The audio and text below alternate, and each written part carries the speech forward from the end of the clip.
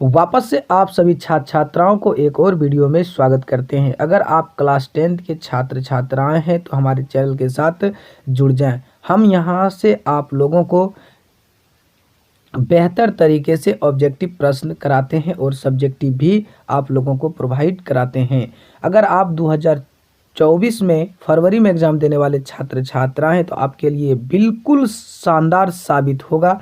आपको यहाँ से 3 प्रश्न आपको पकड़ में आ जाएगा। तो वीडियो को अंत तक देखेंगे और चैनल पर नए होंगे चैनल को सब्सक्राइब कर देंगे। चलिए क्लास को हम लोग शुरू करते हैं। पहला प्रश्न कह रहा है किशोरावस्था में होने वाली शारीरिक परिवर्तन का कारण क्या है। जो किशोरावस्था में शारीरिक परिवर्तन होता है ये किसके कारण होता है। टेस्टोस्टेरोन के कारण, एस्ट्रोजन के कारण, थायरॉक्सिन के कारण, ए और बी। तो इसमें जो है टेस्टोस्टेरोन के कारण और एस्ट्रोजन के कारण होती है जो किशोरावस्था में शारीरिक परिवर्तन होता है। तो ऑप्शन डी सही हो जाएंगे। चलिए अगला प्रश्न हम लोग देखते हैं 2 नंबर। अगला प्रश्न 2 कह रहा है कि तंत्रिका तंत्र की रचनात्मक एवं क्रियात्मक इकाई को कहते हैं। क्या कहते हैं। तंत्रिका तंत्र की रचनात्मक एवं क्रियात्मक इकाई को क्या कहते हैं। नेफ्रॉन, न्यूरॉन, सेरिब्रम और इनमें से कोई नहीं। तो इसमें क्या कहते हैं, न्यूरॉन कहते हैं। क्या कहते हैं, तंत्रिका तंत्र को हम लोग क्या कहते हैं साथियों, न्यूरॉन कहते हैं। चलिए हम लोग अगला प्रश्न को देखते हैं। 3 नंबर प्रश्न को हम लोग देखते हैं। 3 नंबर प्रश्न कह रहा है कि मस्तिष्क का कौन सा भाग शरीर की स्थिति तथा संतुलन का अनुरक्षण करता है। मस्तिष्क का वह कौन सा भाग है जो शरीर की स्थिति तथा संतुलन का अनुरक्षण करता है। पहला हो जाएगा अग्र मस्तिष्क, दूसरा हो जाएगा मध्य मस्तिष्क, तीसरा अनुमस्तिष्क, चौथा इनमें से सभी। तो मस्तिष्क का वह भाग है जो अनुमस्तिष्क जो है शरीर का सभी भाग को संतुलन करके रखता है। चलिए अगला प्रश्न देखते हैं। प्रश्न 4 नंबर कह रहा है नर हार्मोन का नाम क्या है। नर हार्मोन का नाम क्या है। नर में जो हार्मोन निकलती है वो निकलती है टेस्टोस्टेरोन। क्या, टेस्टोस्टेरोन हार्मोन निकलता है। ऑप्शन सी सही हो जाएंगे। चलिए अगला प्रश्न देखते हैं 5 नंबर प्रश्न कह रहा है निम्नलिखित में किस बर्थ हार्मोन कहा जाता है। किसे बर्थ हार्मोन कहा जाता है। तो टायरोक्सिन, ऑक्सीटोन, थायरोक्साइपिन और इंसुलिन। तो इसमें कहा जाता है ऑक्सीटोन कहा जाता है, यानी 5 का बी सही है। चलिए अगला प्रश्न हम देखते हैं 6 नंबर। अगला प्रश्न 6 नंबर का मस्तिष्क उत्तरदायी होती है। मस्तिष्क जो उत्तरदायी होती है किसका होती है। हृदय स्पंदन का, शारीरिक संतुलन का, सोचने के लिए और इनमें से सभी। तो मस्तिष्क जो उत्तरदायी होती है हृदय को स्पंदन यानी हृदय जो धड़कता है मस्तिष्क के कारण, सोचने के लिए भी और शारीरिक संतुलन के लिए भी, क्योंकि सेरिबेरम और सेरिबेलम दोनों इसी में होते हैं, इनमें से सभी, यानी कि 6 का डी हो जाएंगे। चलिए अगला प्रश्न हम देखते हैं 7 नंबर प्रश्न कह रहा है कि एंड्रोजन है। एंड्रोजन क्या है। तो एंड्रोजन जो है नर हार्मोन है। क्या है, नर हार्मोन। एंड्रोजन क्या है, नर हार्मोन। चलिए अगला प्रश्न देखते हैं 8 नंबर प्रश्न कह रहा है आपको कि मानव मस्तिष्क का औसत भार कितना होती है। तो मानव मस्तिष्क का औसत भार होती है 1.5 kg। कितना होती है, 1.5 kg का होती है। चलिए अगला प्रश्न देखते हैं 9 नंबर कह रहा है कि रक्त में शर्करा का स्तर नियंत्रित करता है। तो कौन करता है, रक्त में जो शर्करा का नियंत्रित करता है वो इंसुलिन करता है, यानी ऑप्शन डी सही हो जाएंगे। चलिए अगला प्रश्न देखते हैं 10 नंबर कह रहा है कि शरीर का संतुलन बनाए रखता है। तो शरीर का जो संतुलन बनाए रखता है वो रखता है सेरिबेलम। कौन रखता है, सेरिबेलम। जो आप पियक्कड़ को देखिएगा जो दारू पी के रहता है वो देखिएगा किस तरह से वो रोड पे टगेगा, यानी उसका सेरिबेलम क्या हो गया, सेरिबेलम कमजोर हो गया। सेरिब्रम जो है कि यादाश्त शक्ति को बढ़ाता है। तो समझ गए साथियों। तो शरीर को संतुलन को बनाता है सेरिबेलम। चलिए अगला प्रश्न देखते हैं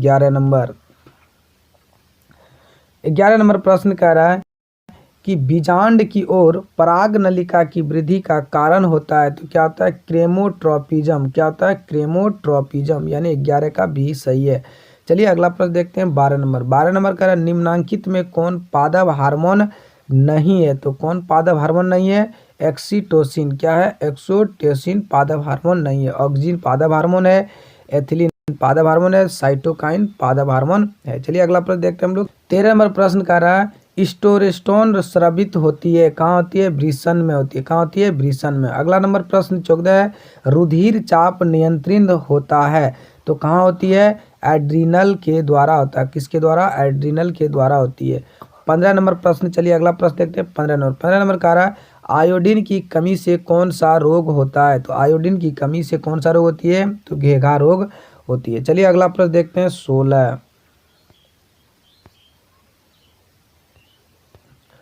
16 नंबर कह रहा है कि किस रासायनिक दूत कहा जाता है? किसे रासायनिक दूत कहा जाता है? तो किसे कहा जाता है? हार्मोन को कहा जाता है। किसको कहा जाता है? हार्मोन को कहा जाता है। यानी कि 16 का सी सही हो जाएंगे। चलिए अगला प्रश्न 17 कह रहा है निम्न में से कौन प्यूटरी ग्रंथि से निकलने वाली हार्मोन है? तो कौन है? वृद्धि हार्मोन। प्यूटरी ग्रंथि से निकलता है वृद्धि हार्मोन। चलिए अगला प्रश्न देखते हैं। 18 नंबर 18 नंबर प्रश्न कह रहा है दो न्यूरॉन के मध्य खाली स्थान को क्या कहते हैं? दो न्यूरॉन के मध्य खाली स्थान को क्या कहते हैं? सिनेप्स कहते हैं। क्या कहते हैं? सिनेप्स। चलिए अगला प्रश्न देखते हैं। 19 नंबर कह रहा है इनमें से कौन अंतःस्रावी ग्रंथि नहीं है? तो प्यूटरी ग्रंथि है, थायराइड ग्रंथि है, यकृत है, वृषण नहीं है। तो ऑप्शन सी सही हो जाएंगे। चलिए अगला प्रश्न 20 नंबर देखते हैं। दो न्यूरॉन के संपर्क बिंदु को क्या कहते हैं? तो क्या कहते हैं? सिनेप्स कहते हैं। क्या कहते हैं? सिनेप्स कहते हैं। चलिए अगला प्रश्न देखते हैं। 21 नंबर कह रहा है कि यदि हमारे आहार में आयोडीन की कमी है तो इनमें से किस रोग से ग्रसित हो सकते हैं? तो किस रोग से हो सकते हैं? तो ग्लवाइडर हो सकता है, गलगंड हो सकता है, घेघा हो सकता है, यानी सभी हो सकता है। यानी हमारे आहार में आयोडीन की कमी हो जाएंगे तो ये सभी रोग हो जाएंगे। बेसिकली घेघा रोग हो जाएंगे। चलिए अगला प्रश्न देखते हैं। 22 नंबर निम्न में से कौन सा अंग संपीड़न ग्राही नहीं है? तो कौन नहीं है? दिमाग नहीं है। चलिए अगला प्रश्न देखते हैं। 23 नंबर प्रश्न कर रहा है कौन अंतःस्रावी और बाह्यस्रावी ग्रंथि जैसा कार्य करता है? तो कौन करता है? अंडाशय करता है। कौन करता है? अंडाशय। चलिए 24 नंबर प्रश्न कर रहा है मेरुरज्जु निकलता है। मेरुरज्जु कहाँ से निकलता है? प्रमस्तिष्क से निकलता है। चलिए अगला प्रश्न देखते हैं। 25 नंबर प्रश्न कह रहा है कि इनमें से कौन पादप हार्मोन है? तो कौन है? साइटोकाइनिन। क्या है? साइटोकाइनिन। अगला प्रश्न है 26 नंबर कह रहा है पादपों में पाए जाने वाला वृद्धि हार्मोन निम्न में से कौन सा है?